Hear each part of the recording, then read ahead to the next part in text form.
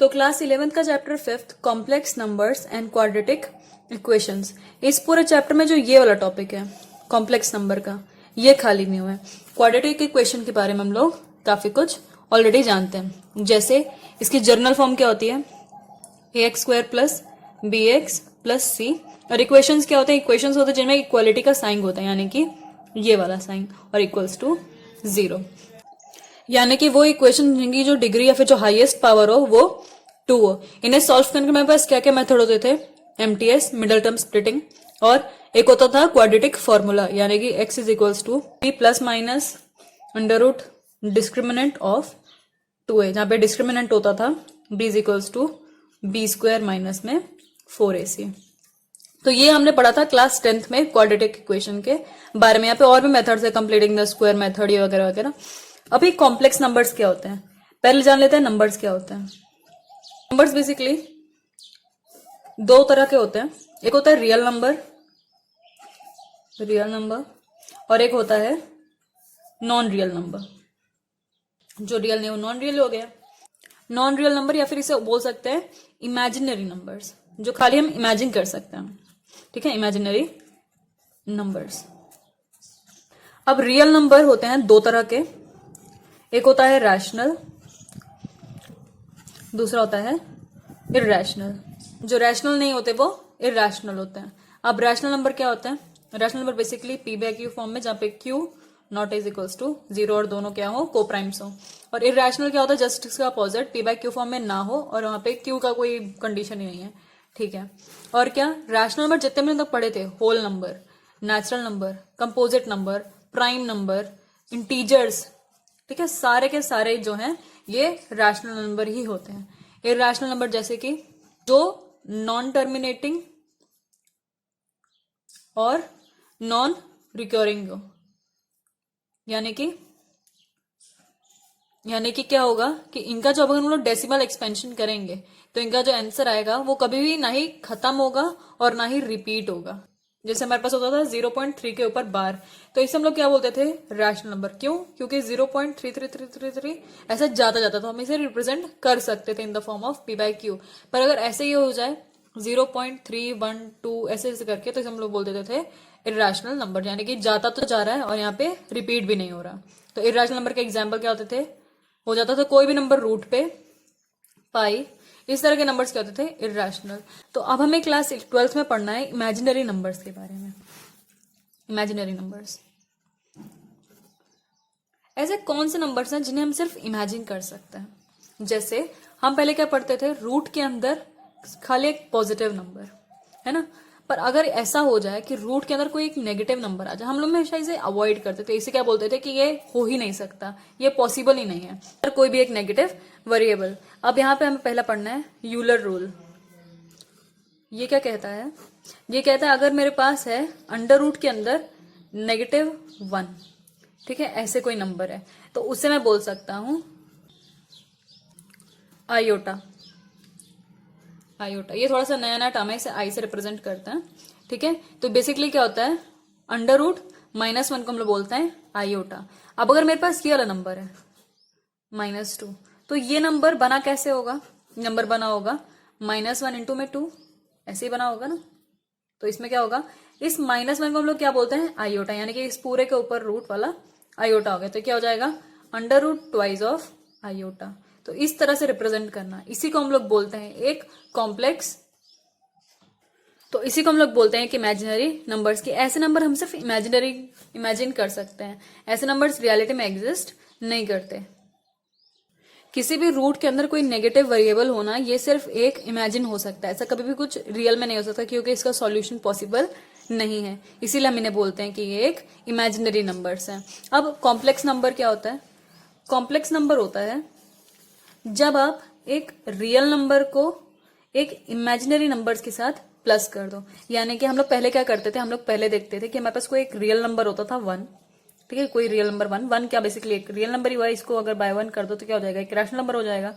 और प्लस हम लोग क्या करते थे, कोई भी इरैशनल नंबर कर देते थे, यानी कि कोई भी रूट में नंबर। तो इन दोनों का क्या मिलता था हमें, प्लस एक इरैशनल नंबर ही मिलता था। क्लास 10th में हुआ था ये इरैशनल नंबर में देता था, ठीक है। अब कॉम्प्लेक्स नंबर में हमें क्या करना है कि एक रियल नंबर लेना है प्लस कोई भी एक इमेजिनरी नंबर। इमेजिनरी नंबर जैसे हमने पढ़ा, यानी कि 1 plus under root of iota, या फिर 1 प्लस आयोटा भी हो सकता है। हमेशा इसे आयोटा बोलना है। और यहाँ पे जो रियल नंबर है कुछ भी हो सकता है, जैसे अंडर रूट 2 प्लस ये 2 आयोटा, ऐसा कुछ भी हो सकता है। ये वाला नंबर कोई भी रियल नंबर, और ये वाला नंबर जिसके साथ आई हो। बेसिकली हम क्या देखना चाहते हैं कि a प्लस बी का आई, जहां पे जो b हो वो क्या हो, यहाँ पे जो b हो ये भी एक तरह का रियल नंबर ही हो गया। जो रूट 2 है ये भी तो एक रियल नंबर, बस ये मल्टीप्लाई में किसके है, एक इमेजिनरी नंबर्स के साथ, यानी कि एक आयोटा के साथ। तो यहाँ पे a एंड b क्या हो गए, कोई भी वेरिएबल हो गए, और ये i क्या हो गया, ये एक इमेजिनरी नंबर हो गया। मल्टीप्लाई करने की वजह से ये टोटल टर्म इमेजिनरी हो गई। ठीक है, तो ये फॉर्म क्या हो गया, complex number is equals to real number plus imaginary numbers. Complex number को हम लोग जेड से रिप्रेजेंट करते हैं, जेड से हम लोग इंटीजर को भी रिप्रेजेंट करते हैं। तो यहाँ पे कंफ्यूज नहीं होना, ये जो जेड है अभी के लिए ये कॉम्प्लेक्स नंबर्स के लिए यूज हो रहा है। यहाँ पे जो ए है ये है कोई भी एक रियल नंबर, ये जो क्योंकि ये मल्टीप्लाई में हो गया इस वजह से जो बी है अब ये भी एक इमेजिनरी नंबर ही हो चुका है। तो यहाँ पे क्या हो गया कि ये वाला पोर्शन पूरा इमेजिनरी, ये वाला पोर्शन पूरा रियल, और इन दोनों को जोड़ के हम लोग बोलेंगे कॉम्प्लेक्स नंबर। कॉम्प्लेक्स नंबर क्यों बोलते हैं, क्योंकि इनका जो सॉल्यूशन होता है थोड़ा सा डिफरेंट होता है। ठीक है, यहाँ पे ये थोड़ा सा डिफरेंट सा हो जाएगा, थोड़ा सा इसमें कॉम्प्लेक्सिटी आ जाएगी। ठीक है, तो अब टॉपिक है एलिजेब्रा ऑफ कॉम्प्लेक्स नंबर्स, यानी कि इन नंबर्स के साथ एलिजेब्रा। एलिजेब्रा बेसिकली क्या, वही plus minus multiply divide, basically arithmetic वाला प्रोग्राम। तो यहाँ पे क्या हो जाएगा, ये सारी चीजों पे हमें कॉम्प्लेक्स नंबर देखना है कि कॉम्प्लेक्स नंबर प्लस में कैसे होते हैं, माइनस में कैसे होते हैं, ये सब कुछ देखना है। तो पहले हम बात कर लेते हैं एडिशन की। एडिशन मतलब क्या कि अब हम लोग क्या करेंगे, कोई भी दो कॉम्प्लेक्स नंबर लेंगे, उन दोनों को प्लस करने की कोशिश करेंगे। जैसे मेरे पास पहला कॉम्प्लेक्स नंबर है 1 प्लस 2i, और दूसरा कॉम्प्लेक्स नंबर है 2 प्लस 3i। अब इन दोनों को हम लोग को प्लस करना है, यानी कि z1 प्लस z2 अगर करना है। ये दोनों अलग अलग कॉम्प्लेक्स नंबर्स हैं, तो इन्हें क्या हो जाएगा 1 प्लस 2i प्लस में 2 प्लस 3i।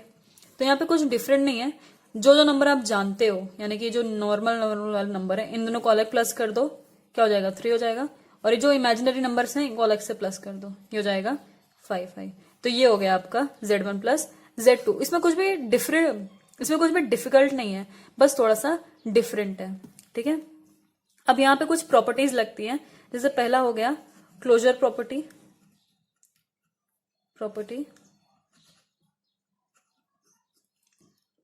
अब एडिशन में भी कुछ प्रॉपर्टीज हैं, जैसे क्लोजर प्रॉपर्टी।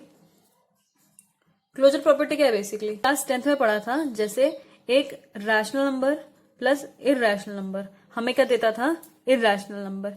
वैसे ही क्लोजर प्रॉपर्टी में अगर आपके पास कोई एक पहला कॉम्प्लेक्स नंबर है और दूसरा कॉम्प्लेक्स नंबर है, तो वो आपको एक कॉम्प्लेक्स नंबर ही देगा। ठीक है, यानी कि z1 plus z2 will give you z3। दो कॉम्प्लेक्स नंबर मिलके आपको तीसरा कॉम्प्लेक्स नंबर देंगे। इसमें दूसरा प्रॉपर्टी क्या है, इसमें दूसरी प्रॉपर्टी है कॉम्यूटेटिव लॉ। ये हम लोग जैसे पहले पढ़ते थे, कॉम्यूटेटिव क्या होता है कि a1 plus a2 is equals to a2 plus a1। ठीक है, एडिशन हमेशा ही कॉम्यूटेटिव होता है, तो चाहे वो नॉर्मल का हो चाहे वो कॉम्प्लेक्स का हो। यहाँ पे यानी कि z1 plus z2 is equals to z2 plus z1। तीसरी है डिस्ट्रीब्यूटिव प्रॉपर्टी। तो तीसरा है एसोसिएटिव लॉ।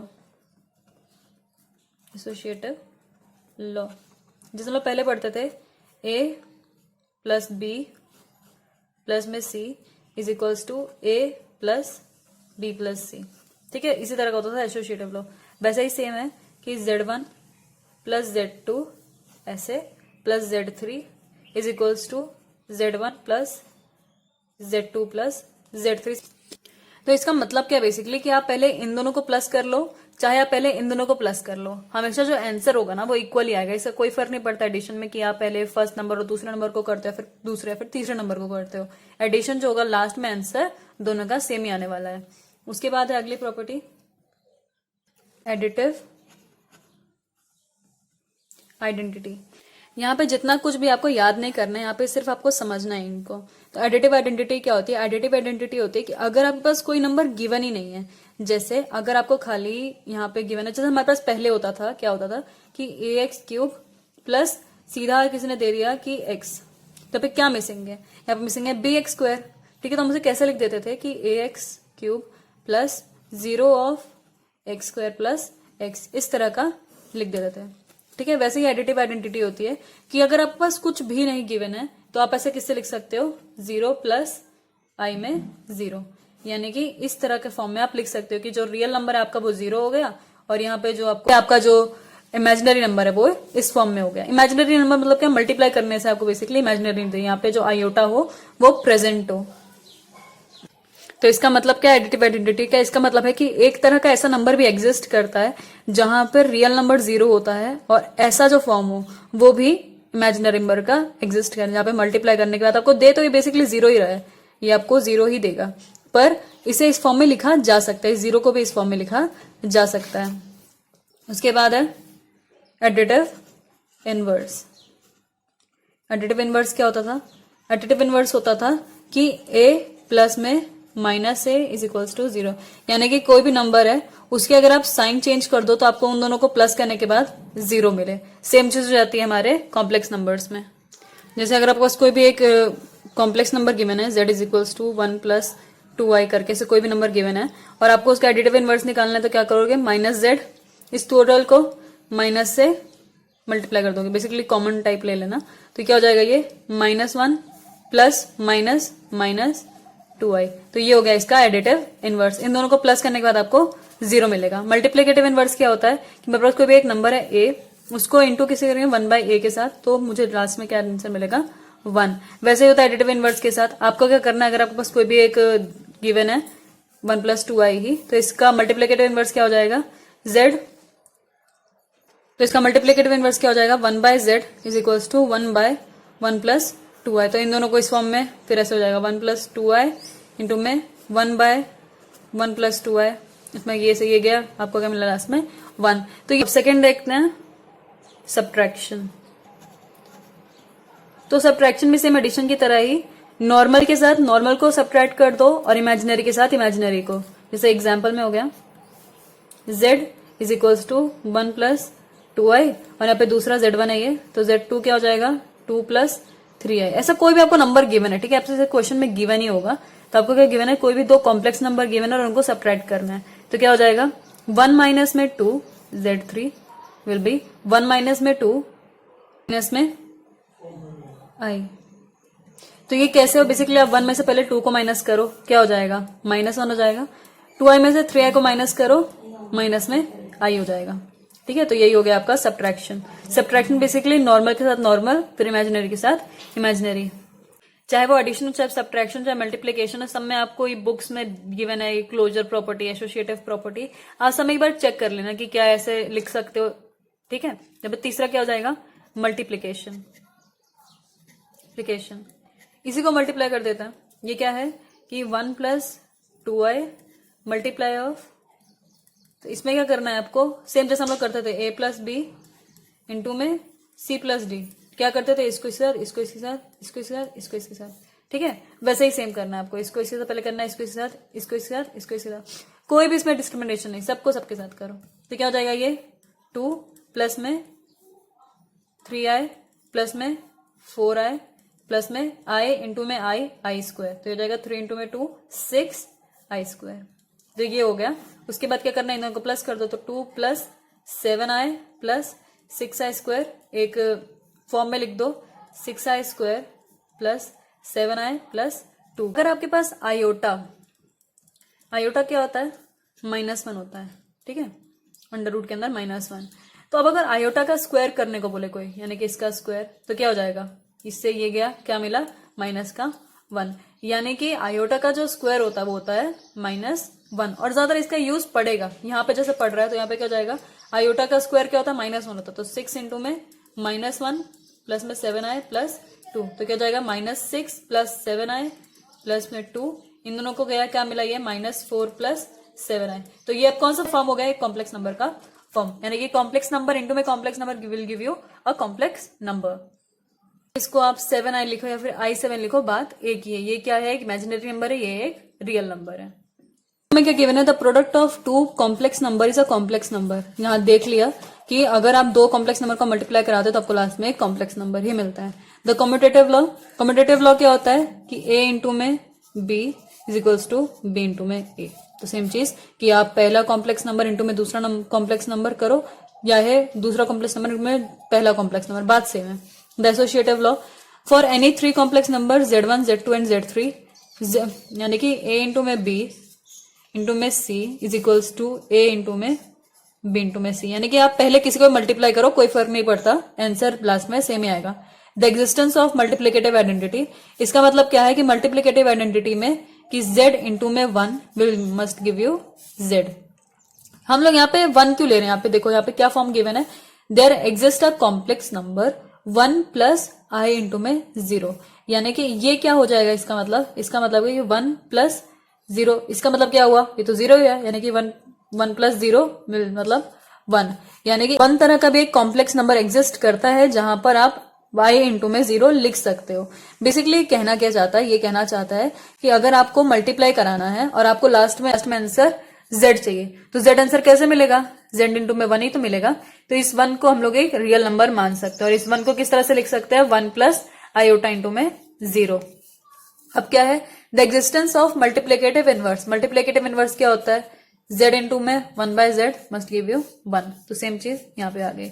उसके बाद अच्छा, यहाँ पे कुछ कंडीशंस गिवन है कि a must not equals to 0, b must not equals to 0, तो ये किस लिए, क्योंकि अगर ये 0 हो जाएगा तो लास्ट में क्या मिलेगा, 0 0, और 0 इंटू में 1 बाय 0 क्या हो जाएगा, 0 बाय 0, और ये वाला जो फॉर्म होता है ना, ये वाला फॉर्म हम हमेशा इग्नोर करते हैं, ठीक है। अब यहाँ पे क्या है, the distributive law, for any three complex number z1 z2 and z3, z1 z2, अच्छा ये मतलब क्या गिवन है कि a b प्लस c, तो ये क्या हो जाएगा, ए बी प्लस ए सी, ठीक है।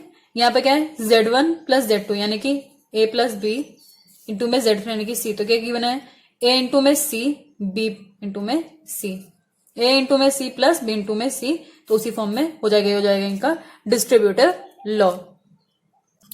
और चौथा और सबसे इंपॉर्टेंट है डिवीजन ऑफ कॉम्प्लेक्स नंबर। तो इसका मतलब क्या है कि आपको कोई भी दो कॉम्प्लेक्स नंबर को डिवाइड करना है, यानी कि 1 प्लस, तो ऊपर से एग्जांपल मैं ले रही हूं, बाय 2 प्लस 3i, इसे कैसे लिखेंगे कि z1 बाय में z2। i क्या है, बेसिकली i है रूट ऑफ ये हमारा i, इसे 3 के साथ मल्टीप्लाई किया, इसका मतलब क्या ये है अभी इस वाले फॉर्म में, ठीक है। अभी तो हम लोग इसे क्या लिख रहे हैं कि -1 इंटू में 3 यानी कि अंडर रूट में 3i, ठीक है। या मतलब बेसिकली क्या है कि अभी आपका i में एक रूट छुपा हुआ है, और हमें कभी भी डिनोमिनेटर में रूट नहीं चाहिए होता, यहाँ पे आयोटा में ही रूट छुपा हुआ है। तो उसको हम हटाने के लिए क्या करते थे क्लास 10th में, जैसे अगर यहाँ पे p/q होता था तो हम इसको इंटू करा देते थे उसी के रूट के साथ।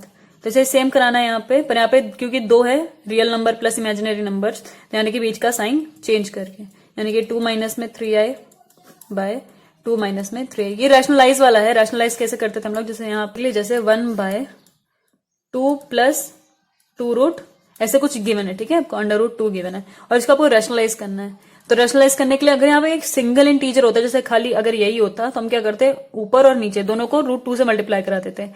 बट यहाँ पे क्योंकि ये 2 हैं तो हम क्या करेंगे कि ये जो बीच का साइन है इसको जस्ट उल्टा कर देंगे, यानी कि 2 माइनस में √2 और 2 माइनस में √2। ऐसा किया क्यों, क्योंकि हमें यहाँ पे एक आइडेंटिटी मिल रही है a plus b and a minus b की, तो ये क्या हो जाएगा 2 का स्क्वायर माइनस में अंडर रूट 2 का स्क्वायर, फिर ऊपर में 2 माइनस में √2।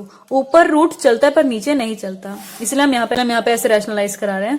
तो यहाँ पे क्या हो जाएगा, इन दोनों को मल्टीप्लाई कराया, 2 माइनस में 3i इंटू में 1 प्लस 2i। अभी हमने पढ़ा, हम लोग चाहे ऐसे कुछ भी लिखे, z1 प्लस z1 इंटू में z2 लिखा, फिर z2 इंटू में z1 लिखा, कोई फर्क नहीं पड़ता, बाय इन दोनों को, तो ये क्या जाएगा 2 स्क्वायर माइनस में 3i का होल स्क्वायर। अब सॉल्व करते हैं, इसे मल्टीप्लाई कराएंगे, तो ये भी इसे ऐसे ही छोड़ देते हैं, मल्टीप्लाई बाद में करा देंगे, 1 प्लस 2i। मल्टीप्लाई तो आ गया, ये क्या हो जाएगा 4 माइनस में ये क्या हो जाएगा 3 इंटू में i का स्क्वायर, आयोटा का स्क्वायर क्या होता है माइनस का 1, तो ये क्या हो जाएगा ये हो जाएगा 4 माइनस माइनस क्या हो जाएगा प्लस, तो ये हो जाएगा +3, ये हो जाएगा लास्ट में 7। तो ये क्या हो जाएगा 2 इंटू में 1 2, 2 इंटू में ये क्या हो जाएगा +4 आए, ये माइनस में 3 आए, ये 3 इंटू में 2 6, तो जाएगा प्लस माइनस प्लस माइनस 6 आए स्क्वायर। अब इस आई स्क्वायर के जगह भी आपको क्या करना, -1 डाल देना है। आयोटा का स्क्वायर -1 होता है, ठीक है। तो यहां से क्या हो जाएगा, ये क्या हो जाएगा, ये गया तो 2 प्लस में आए, यहाँ पे माइनस है तो 6 इंटू में -1, ये हो जाएगा +1 बाय का 7, तो ये हो जाएगा 2 प्लस आए, यहाँ पे +6 बाय का 7, 8 प्लस आए बाय 7। तो ये हो गया आपका डिवीजन ऑफ कॉम्प्लेक्स नंबर्स। अब टॉपिक है पावर ऑफ आई, यानी कि आई की कोई भी पावर, जैसे आई की अगर पावर 100 है, ठीक है, आई की कोई भी पावर हो सकती है। अगर आई की पावर 100 है तो हम इसे कैसे लिख सकते हैं, आई का स्क्वायर इंटू में 50। आपको पता है कि ए इंटू में एम इंटू में एन क्या होता है, ए एम इंटू में एन, ठीक है। तो ये हो जाएगा यहाँ पे। तो इसी तरह से आई का स्क्वायर क्या होता है, -1 होता है, तो -1 का पावर 50। आपको पता है कि अगर -1 अगर कोई भी एक नेगेटिव इंटीजर है आपके पास और उसकी पावर अगर ऑड हो, ऑड मतलब क्या, ऑड होता है जो डिविजिबल बाय 2 ना हो, ठीक है। ऐसा कोई भी पावर आपको गिवन है, जैसे -3 गिवन है आपको, तो ये क्या हो जाएगा, इसे ओपन करो, -1 इंटू में -1 इंटू में -1 क्या हो जाएगा, माइनस से माइनस गया बचा -1। यानी कि अगर कोई पावर ऑड है तो उसमें क्या हो जाएगा, आपको जो लास्ट में आंसर मिलेगा वो नेगेटिव मिलेगा। पर अगर यहाँ पे इवन पावर होती, जैसे कि 2 होता, तो क्या होता, माइनस इंटू में माइनस माइनस माइनस क्या, यानी कि 1। यानी कि अगर पावर इवन है तो आंसर पॉजिटिव है, अगर पावर ऑड है तो आंसर नेगेटिव है। तो यहाँ पे 50 क्या है, तो क्या है 50 एक इवन नंबर, डिविजिबल बाय 2 होता है 25 से। तो ये क्या हो जाएगा, लास्ट में इसका आंसर आएगा 1। तो आप खाली पावर देख के समझ सकते हो कि क्या उसका नेगेटिव आएगा या फिर पॉजिटिव आएगा। जैसे यहाँ पे आप क्या लिख सकते थे कि नेगेटिव, यहाँ पे क्या लिख सकते हैं, आयोटा का 30 इज इक्वल्स टू -1। ठीक है, कैसे इसका प्रोसेस, कि आपको पहले आई स्क्वायर का पावर देखना और जो ये वाला जो पावर है इसको आपको चेक करना है कि क्या ये 2 का डिविजिबल है या नहीं है, ठीक है, क्योंकि आयोटा का स्क्वायर क्या होता है, -1। और अगर आयोटा का पावर कोई नेगेटिव इंटीजर है, जैसे आयोटा का पावर अगर -2 है, ठीक है, इस तरह का कोई, तो आयोटा का स्क्वायर क्या होता है, ये तो माइनस होना था, पर इसका माइनस में क्या हो जाएगा, इसको आप लिख दोगे 1 आयोटा का 2। ऐसा क्यों लिखा हमने, क्योंकि हमें पता है कि ए का ये इज इक्वल्स टू 1/a होता है, हम लिख देते ना कई बार इस फॉर्म में। तो ये क्या हो जाएगा 1/i का स्क्वायर। तो 1/i का स्क्वायर क्या होता है, -1 होता है, तो लास्ट में क्या मिलेगा -1। तो यहाँ पे अगर कोई भी नेगेटिव में से पावर गिवन है तो उसको इस फॉर्म में लिखना है, उसके बाद उसे सॉल्व करना है। ज्यादा अच्छा होगा अगर आप कॉम्प्लेक्स नंबर को एक नॉर्मल नंबर की तरह ही आप कंसिडर करने लगो, बिकॉज इसके लिए जितने भी लॉज होते हैं वो सबके सब सेम ही लगने लगे हैं, ठीक है। जो आइडेंटिटीज होती हैं, इवन में हमारे पास होता है a+b का होल स्क्वायर, या फिर a-b का होल स्क्वायर, a+b का होल क्यूब, या फिर a-b का होल क्यूब, a² - b², सबका सब सेम है। बस यहाँ पे डिफरेंस क्या है, डिफरेंस है कि अब हम लोग यहाँ पे z1 यानी कि a+ib की बात कर रहे हैं, ठीक है। अगर आप इन्हें सॉल्व करोगे तो आपको मल्टीप्लीकेशन पता है कैसे होगा। इसका प्रूफ कहीं नहीं पूछा जाता, अगर आपको प्रूफ भी करना था, लॉ लगा दो, इसको खोला, यहाँ से मल्टीप्लाई, यहाँ से मल्टीप्लाई, यहाँ से मल्टीप्लाई, यहाँ से मल्टीप्लाई, उसके बाद डिस्ट्रीब्यूटिव लॉ लगाओ और फिर लास्ट में आंसर आ गया, ठीक है। तो यहाँ पे जितनी भी आइडेंटिटीज हैं all are true for complex number, ठीक है।